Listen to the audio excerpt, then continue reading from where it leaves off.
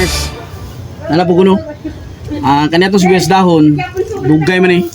Pero ang atong buhaton na nitong sibuyas dahon, ato ni siyang itanom sa uban niya. Ang uban ani baligyan nato. So mangibot ta. Ha? Unsa man? Mauban mo skuwag mangibot? Ngani ba? Oh. Mangibot ta. Ato ni pangibton. Kay ang uban ani akong itanom o ilahi na kog tanom. Andi ang uban ani ibaligya sa tindahan mga farmers. So no?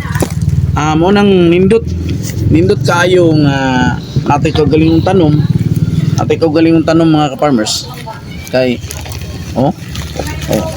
mangibot lang ta mga ka-farmers. Di ba? Mangibot lang ta. Natay lamas. Libre na tong lamas. Di lang ko ana sa yuta mga ka-farmers gahi.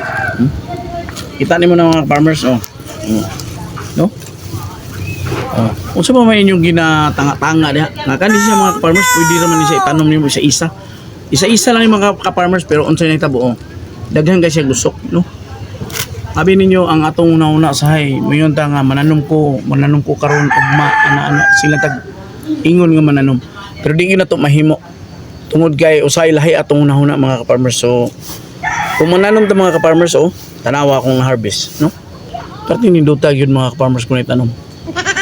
Ano mo? Bye.